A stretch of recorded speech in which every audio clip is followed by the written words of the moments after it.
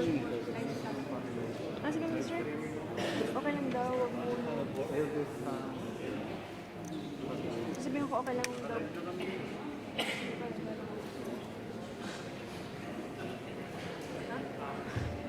Sasabihin ko okay lang daw, wag muna ibigay sa kanya yung Chico card ng courtesy call dahil hindi na makakain ng dito ko sa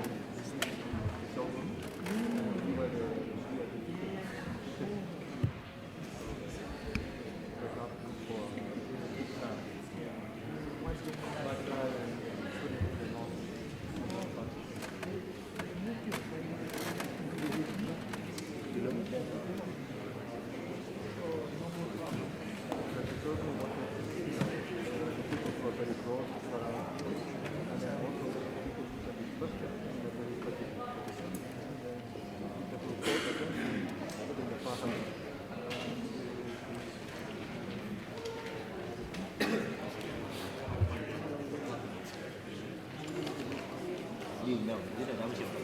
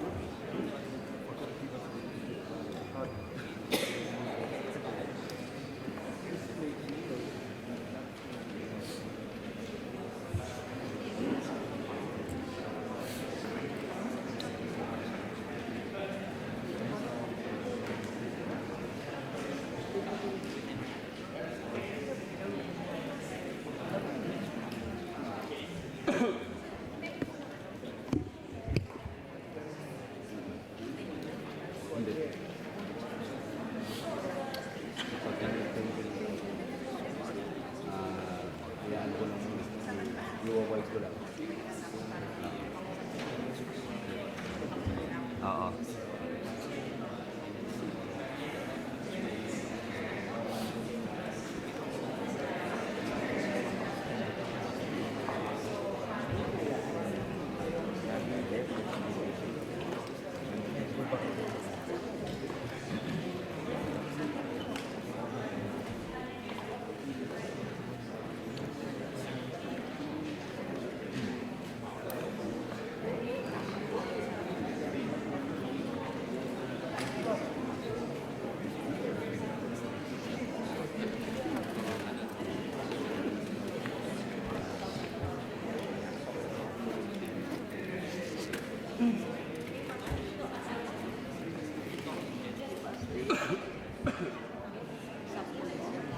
Hindi, iwan ko na to. Andito.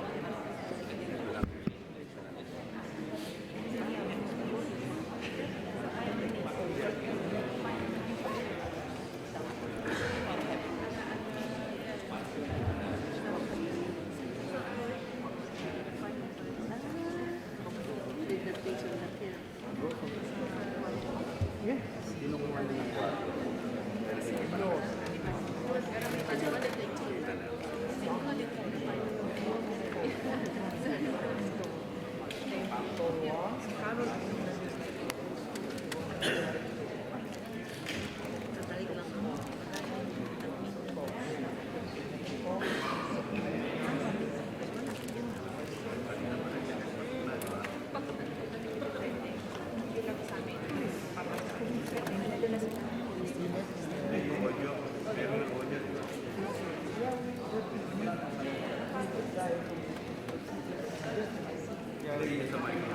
Sa micro. Yan yung incident.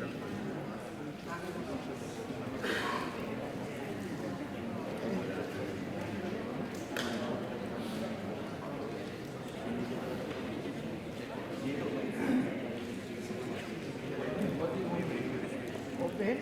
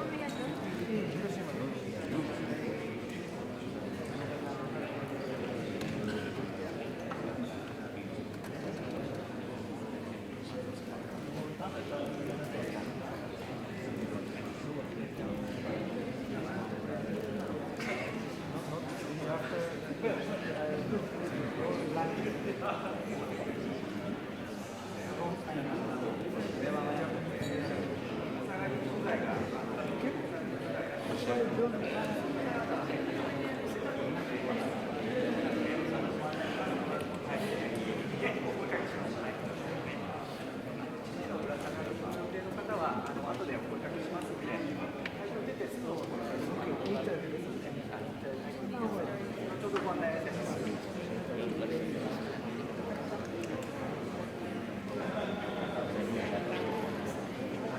事のぶら下がり取材を受けて知事がぶら下がり取材をされるそうなんですけど、こちら来られるので、なんか秋の大統領出て、でちょっとした後に、出たすぐにこのワイヤーを受けるの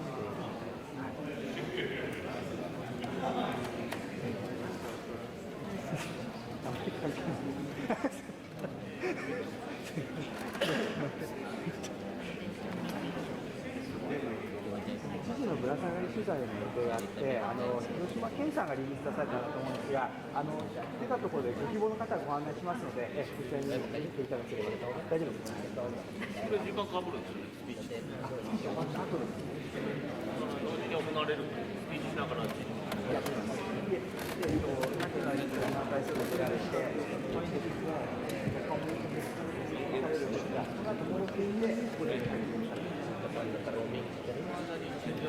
大統領のスピーチが始まったら、可能性があるんです。大統領が終わって出ていくまでここの中にいますので、はい、スピーチが終わった後、スピーチが終わった後です。はい。6時過ぎにやるっていうことですね。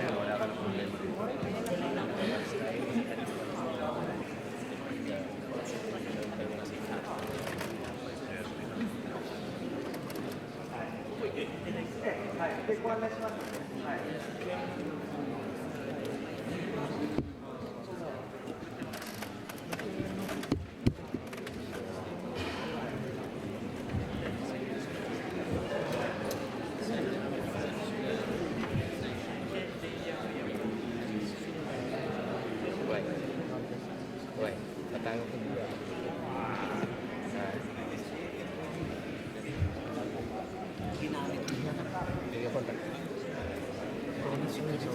Dia siya rumbo. Ito siya.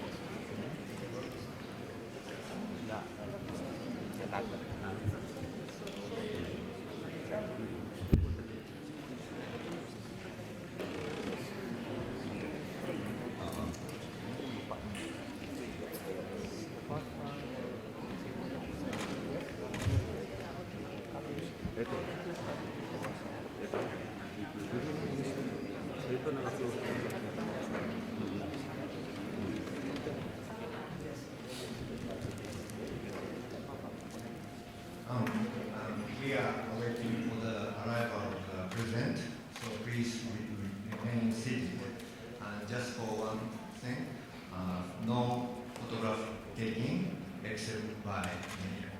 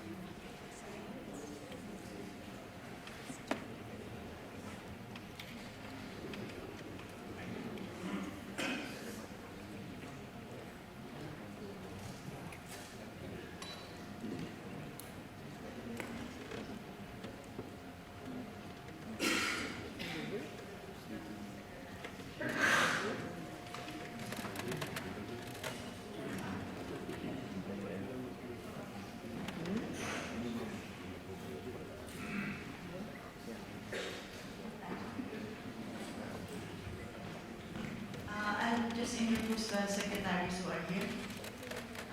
And then if you want to talk to them, Secretary Bots Castillo, National Defense. Secretary Cesar Purisima, Finance. Secretary Edwin Lacerda, as Presidential Spokesperson. Secretary Butch Abad, Budget. Secretary Julia Abad, Presidential Management Staff.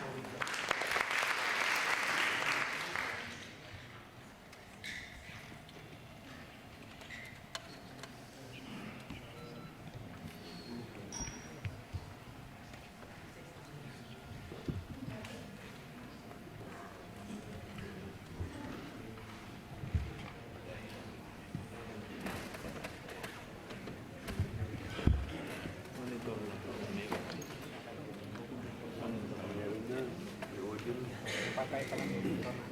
Pakai lang dito.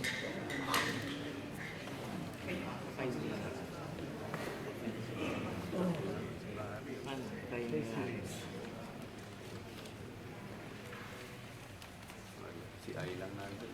Wala si Ay. Si Jay.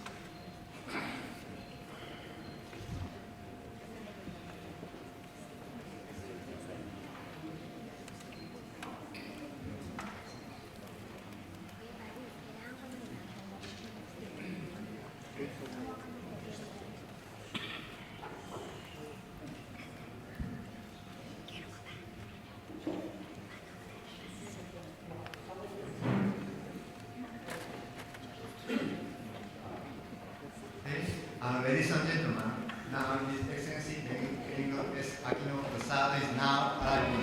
Please give him a big applause.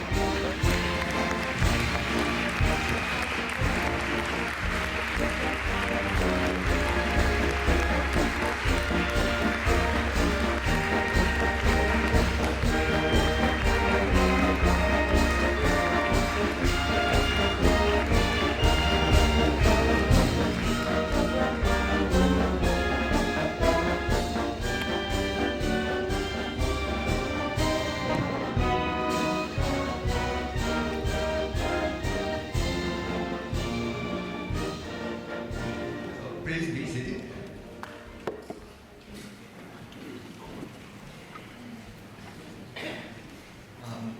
Before the speech by President, we would like to have an introduction by JICA President, Mr. Akihiko Tanaka.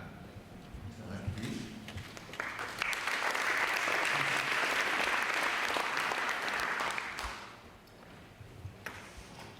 Delegates, distinguished guests, and ladies and gentlemen, my statement is very, very brief.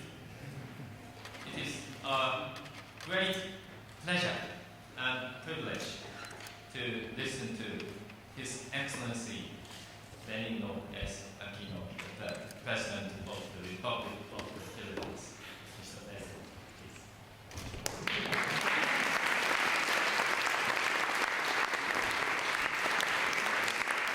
Thank you. Good afternoon. Please don't. I wasn't aware to be that brief, gentlemen.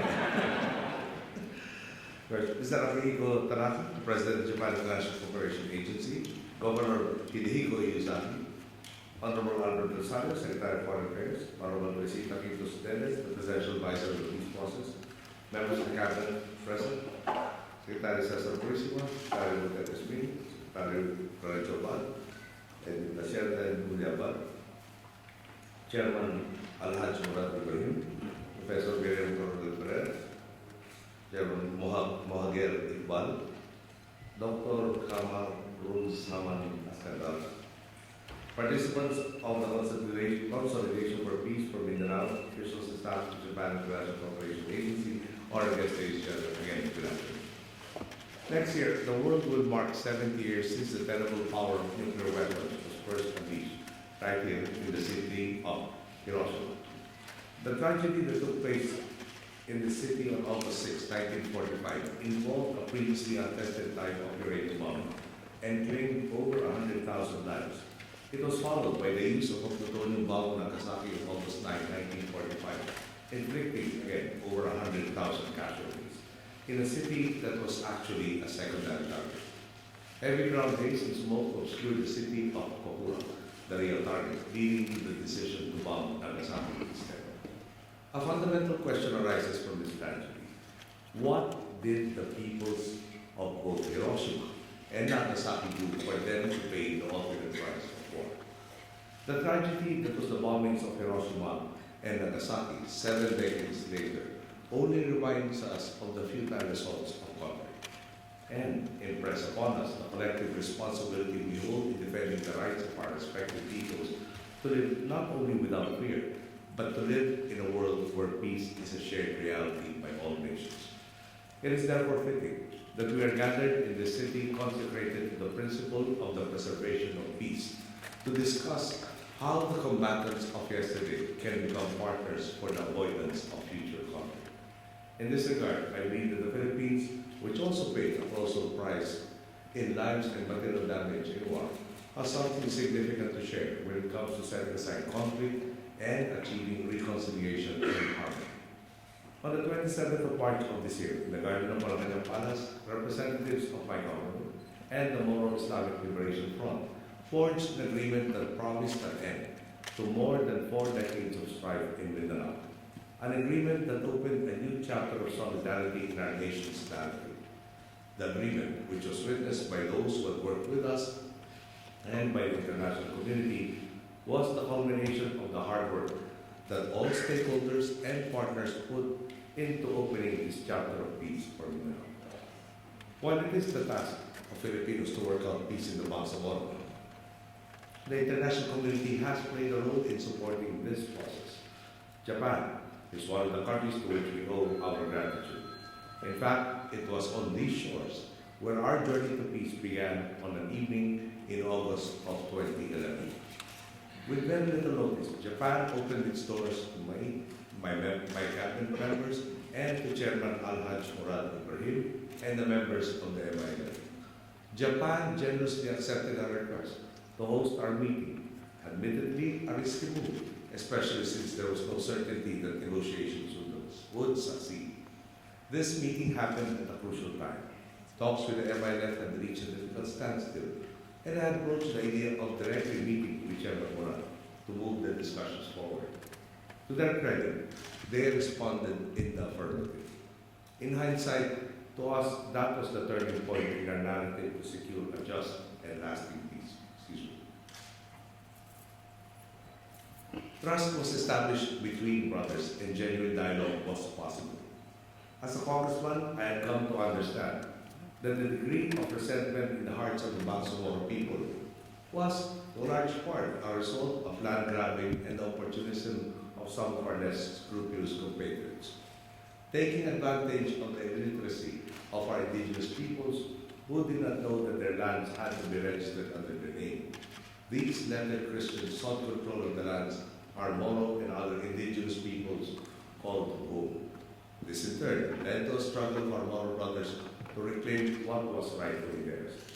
Given the many deaths, which were the result of the conflict which raged and festered for generations, one cannot help but wonder. If a law had been passed to protect the marginalized, like the Indigenous Peoples' Rights Act that we now have, could bloodshed have been avoided?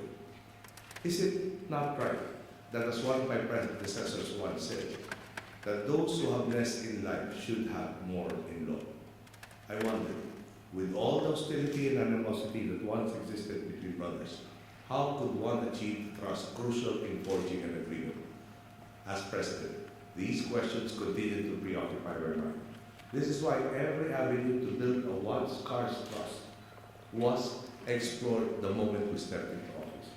At one point, I even thought that if we could allow students from Mindanao and other parts of the country to come together and learn in a cross-enrollment setup, build friendships and strengthen those friendships as they grew older, then perhaps one day, when those very students hold the reins of power, trust would not be scarce and peace would be a possibility. I've always believed that true leaders embody what is best of their people, and that in turn, they would protect the interests of their peoples. Both Chairman Murad and I thus met, not thinking how to win or how to give up the least, but rather how we could work together and how we can improve the lot of our followers, who, after all, are all Filipinos. Both of us understood that the suffering of our people had to stop and that any form of violence, neglect, and misgovernance only fueled the hatred one side had for the other. Excuse me. I knew this narrative of injustice. My family, after all, was victimized by a president who abused his power. I fully understood the plight of those who, like my family, could not find justice within the system. I saw firsthand how the state, which was there to protect its citizens, served as the very vehicle for oppression. It was hard to hope, it was hard to believe that meaningful change could happen. How could democracy and freedom be regained from a dictator? How could our rights be upheld? After all, history has made it clear. Oppression is often met with violence, with those at the front line never seeing the culmination of their efforts. Chairman Murad had also witnessed injustice. Development in Mindanao was hampered by instability. The lack of opportunities bred discontent, which fueled further violence, thus instituting a vicious cycle in which so many of his brothers in the struggle sacrificed their lives. In the end, atrocities were visited upon all sides. However, those who once experienced atrocities sit at the table with us today, working with us as we advance the peace process through dialogue with the modicum of trust established between us. And while Chairman Murad and I had gained the trust of another, or one another, the task of hammering out the details in every annex was left to the able hands of the MILF Chief Negotiator, the Honorable Mohager Iqbal, Professor William Coronel Ferrer, and our predecessor, now Justice Marvin Gloria, and of course, Secretary Gimenez. Despite the many challenges in pursuing peace, both Chairman Murad and I, as well as our followers, knew that we had to put an end to this vicious cycle, and in turn ignite a virtuous cycle of empowerment and advancement. This was the context from which we approached that day in August here in Japan almost 3 years ago. I sometimes wonder, if that meeting did not take place, where would we be today? Fortunately, that meeting, my first face-to-face encounter with my brother Chairman Murad, was a breakthrough. Japan's friendship and support were without doubt instrumental as we took those early steps. The goodwill and eventually the consensus resulting from that first encounter with Chairman Murad enabled us to move through the various stages of our peace process, which culminated in the signing of the comprehensive agreement on the Bangsamoro. Thus, I cannot overemphasize just how much Japan has contributed in nurturing the atmosphere of fairness and hope that enabled all of us to look towards a future of meaningful opportunities, especially for those in the Bangsamoro. My people, therefore, will forever be grateful for such guidance. And I must say, on their behalf, arigato gozaimasu. Indeed, the people and government of Japan have stood as a reliable and very patient companion in our quest for genuine lasting peace and development in Mindanao. This is evident in the support you have provided as a member of the International Monitoring Team, the International Contact Group, and the Independent Commission on Policy. In assistance you have extended in helping to jumpstart the process of rebuilding and development in Mindanao, and in the knowledge and resources you have shared with our people through the Japan International Cooperation Agency. For the Bangsamoro in particular, through the Japan Bangsamoro Initiatives for Reconstruction and Development, aptly acronym JBIRD. JICA has funded projects that have helped restore normalcy, develop the local economy, and strengthen the foundations of human security and development in affected communities. Proof of this can be seen in the initiatives you are undertaking in Mindanao, namely the capacity building for community development in conflict-affected areas in Mindanao, the study for socio-economic reconstruction and development of conflict-affected areas in Mindanao, and the grant assistance for grassroots human security projects, which you continue to extend to communities in need. These are on top of the many other efforts you have done and continue to do in Mindanao and throughout our country. I am told that today, assistance course through JBIRD has reached around 15.1 billion yen, or 6.6 billion pesos. This will redound not only to the development of livelihood and industry, but more importantly to the empowerment of our brothers and sisters in the Bangsamoro, allowing them to take hold of their destinies and bring their families, communities, and ultimately our nation to greater heights. All these complement our administration's own resolve to spur growth and inclusiveness in Mindanao. Through our Jahatra Bangsamoro program, we have extended the coverage of healthcare to MILF communities and implemented the cash forward program to help them transition towards becoming even more productive members of society. Our goal, a goal I believe you share, is to ignite a virtuous cycle of empowerment and growth, a cycle that takes root in the stability and security born of a just and lasting peace. This is a vision we share for Moros, Christians, and Numans alike.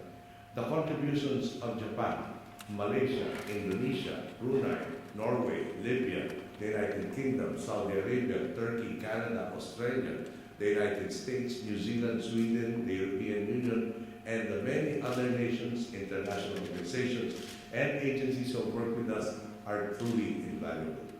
This critical juncture in our journey not only highlights the fact that the pursuit of peace, challenging as it may be at times, can and must be an undertaking filled with optimism. This much is true, especially when reason and a determined mindset to espouse harmony prevail between parties. Peace becomes all the more possible when those at the table work towards building a condition where the rights of each one, regardless of history or belief, are recognized and upheld, and where the rule of law and justice are not merely lip service, but the compass that guides all our endeavors. Indeed, when we do right by those we have sworn to serve, we can ensure our equitable advancement. And because our peace is based on justice, it is a peace that will last and will serve as a firm foundation for development and security. I believe this is the very essence of all our efforts and of our gathering today. It is by working together to boost the capacities of the people of the Bangsamoro that we can truly enable them to succeed, ensure that peace, stability, and harmony, whether in Mindanao or in the wider international environment, are both possible and sustainable. This can be done if we can harness trust and friendship towards a reasonable, mutually beneficial consensus. I believe that all of us here today are bound by this soul. This is why my administration will work doubly hard to ensure that free, peaceful, and democratic elections for the Bangsamoro government will take place come 2016. This is why our government will continue to take on programs and implement projects that will empower more Filipinos to contribute to the growth of our nation. This is why, even in the face of immense challenge and difficulty, the Filipino people will continue to tread the straight and righteous path to progress, because we know that true inclusive growth affects individuals, communities, nations, and the entire world. It is with this commitment that we will continue to work with all partners of goodwill. For the longest time, my brothers and sisters in the Bangsamoro have sought to live dignified, productive, and peaceful lives. Today, this vision is within reach, not only for them, but for all of us. It is a vision that motivates all of us to finish the journey we have taken. Through our sustained solidarity, I am confident we can and will fulfill the promise of peace. A promise that will illuminate not only our own path, but also that of generations to come. I would like to add that if solidarity among Filipinos and with other nations of goodwill, like Japan, like Malaysia, and others, can bring about peace, then it is incumbent on all nations to look at our regional circumstances and ask of themselves if conflict should be considered inevitable. While it is undeniable that tensions do exist in our part of the world, and that it can even be said that we have entered into an era of brinkmanship, all of us have it in ourselves not to be prisoners of our past. Should we not strive instead to firmly learn from the past, and by so doing, unchain ourselves from the inflexibility and unilateral attitudes that cause so much conflict within living memory? If lives were needlessly sacrificed to achieve power and prestige, is it not our obligation, not only to the present and future generations, but to millions of innocent dead, cut down by conflict, to firmly insist that losing any life is a price none of us can afford to pay? In the face of rising tensions in our region, our shared future lies in the appreciation of three basic truths. First, that there has to be a right and wrong. Second, that we have to champion what is right. And third, most crucially of all, that in championing what is right, we are always conscious that conflict is not a necessary course. Principle is no obstacle to peace, but war annihilates everything, including principle. I ask you and all peoples of goodwill to take a similar path of dialogue and negotiation to achieve mutual understanding, justice, and prosperity. Whenever it seems that the path to peace is filled with so many obstacles, when our spirits are tested and our faith in the processes are shaken, those of us who are in a position to make decisions must remember what happened here in Hiroshima and in Nagasaki and in the many places that are faced and are now experiencing conflict. If we falter, it is the innocent who will pay the ultimate price. Thank you. Good day.